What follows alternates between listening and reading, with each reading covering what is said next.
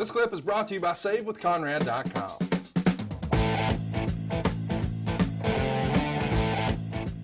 Let's talk about our main event. It's Shawn Michaels. He's going to achieve the boyhood dream. It's finally coming true. Bret Hart is now, he's the top dog. He's been the top dog for a long time. He's the next Hulk Hogan. They're going to go 60 minutes. There's not going to be a winner. We got Gorilla Monsoon in there with Earl Hebner to sort of the pregame introductions. I liked all that, by the way, the squaring off, explaining the rules. It had a big fight feel to it. It's not something that we saw a lot. Who would have been a big advocate for that and pushed for it in this era? Conrad, I have no idea what you just asked me. Well, before, normally it's just come into the ring and then we're done. Oh, here, you mean the championship introductions. We get the guys and all right, I've spoken to you both and given you instructions in the locker room, all that. That's like a boxing thing. I think that was kind of a pat idea. Let's slow it down. Let's make a big presentation out of this and do something different. And we would always call those championship introductions. Right. For the big ones. Well, I like it. The match itself is phenomenal. Friend of the show, TJ Wilson, I think calls this his favorite match ever. And I know a lot of our listeners agree. I think it's maybe the most overrated WrestleMania main event in history, just because, or not just WrestleMania main event, in my opinion, the most overrated match in history. I really like it, but just the psychology. You think this is the most overrated match in history? I'm not saying it's the worst. I'm saying it's the most, the idea that anyone could say this is the best match ever is just fucking laughable to me. Like there's no chance. Oh my God. And I'm not criticizing the work. I just hate the psychology of the Iron Man thing. I think if you remove that and they just do it, it's fine. But the Iron Man thing just takes me out of it. It's like, all right, I'll tune in with 59 minutes. Like I'll see the last minute and I'll know what happened. Cause I think I'll order a pay-per-view, Bruce. And I know you're making fun and I can see you rolling your eyes at me, but when I watch a Mike Tyson fight, man, I want to see who wins. I want to see the finish to this thing. I want to see somebody get knocked out. Well, I watch UFC the same way. Like, oh, look, a cool go-go plotter. Oh, he's passing the guard. I don't give a shit about that. Tap a motherfucker out, knock him out. That's what I'm here to see. I want to see a finish. And so when we go 60 minutes and we don't get a finish, you used to use an analogy about Vince. He didn't want to build to a finish. He just wanted to finish for an hour. Well, this had no finish. But it did have a finish. I didn't like the finish. Okay, well, that's you. You're wrong. I agree. Listen, people take me to task for this all the time on Twitter. Send me your hate tweets. Hey, it's Conrad. You guys do the overtime announcement. I like the idea of that, by the way, because it gives Bret a little bit of heat. This has been broken down a lot over the years.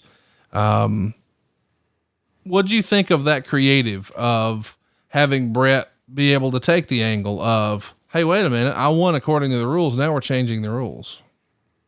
I loved it because it's exactly what Bret would do. And it was logical.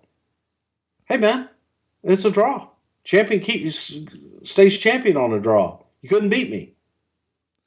Then you go, okay, still an Iron Man match. We're gonna go to sudden death rules now. First person to score falls winner. Meltzer would write, Hart left with the belt, but Gorilla Monsoon told the ref to restart the match with a sudden death stipulation, which had never previously been advertised. The pop for that announcement was shockingly tepid. You agree with that? It did feel like they expected a big, yeah, and it wasn't really there. Was the crowd just exhausted by that point? I think the crowd was exhausted, but I also think that the announcement could have been done a little bit better. Bigger. Yes. So in the overtime, Shawn immediately hits 2 super kicks, gets the pin in 1:52, celebrates in the ring for several minutes afterwards, nearly choking up. In the celebration, Michaels would kiss Helen Hart and hug Bret's son Blade. Bret walked out of the ring at the finish rather than doing the symbolic in-ring passing of the torch. Meltzer gave it 4 1/4 stars. You've called this 60-minute match here essentially a tribute to Pat Patterson. Is that still the best way to describe it? Yeah, I think so. And I also say it's a tribute to the great work of Shawn and Bret.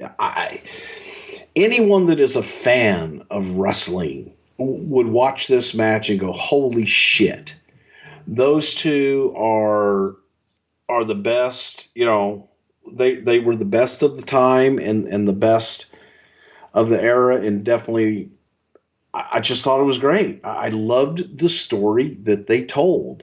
Bret talks about being an artist. On that night, he was fucking Rembrandt. Yeah. And Shawn, you know, everything about it to me was just magnificent. From Shawn doing the life slide and all that stuff.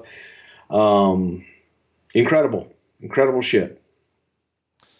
Meltzer was at the show and reported that he saw the crowd leaving during the match. Do you think those are just the same? Whole crowd left? All of them left. Oh, he didn't say that.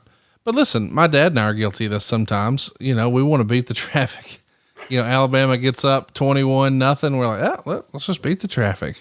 Do you think it's more of that, or was the crowd, perhaps, since we acknowledge he got the biggest announcement or the biggest pop, they were there to see WrestleMania and they were really excited to see the return of the Ultimate Warrior. And hey, I've seen 40 minutes of this. Okay, I get it. They're good wrestlers. Let's beat the traffic. I think that for the live event audience, the crowd that was there, I don't think had the drama of, you know, what's going to happen in the commentary telling you what's going to happen and not knowing. To them, the match is over. Right. So it took, you know, it could have been done a lot quicker with Gino and get in there, and the announcement could have been better. Talk to me a little bit about Bret and what he's going to do afterwards. Him taking time off after the match, that really sells the impact of the match. Of course, we know he's going to go work on Lonesome Dove and all that, but I thought him taking a step away after this really, I don't know, made this seem even bigger, right? Absolutely. And it gave a finality to it, and one of, hey kids, here's the new guy, go. And you don't have an old guy to compare him to.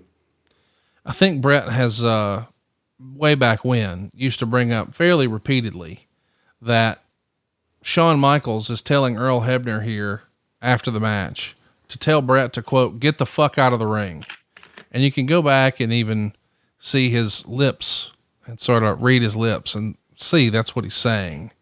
Do you remember hearing about that then, or was it years later before that ever comes up? I don't remember hearing about it then. You know, I've heard about it since. But that was also just, you know, hey, we got to go. And you also had time constraints then, and we needed to get the beauty shot of Shawn. I see. Let's go. I got you. Hey, it's Conrad Thompson. Thanks for checking out the podcast here on YouTube. Be sure to hit the subscribe button and the notifications bell so you get a notice anytime we upload some new content. And go save yourself some money right now. If you're in a 30-year loan or you have credit card debt, it's not a matter of if I can save you money. It's a matter of how much. Find out right now for free at SaveWithConrad.com.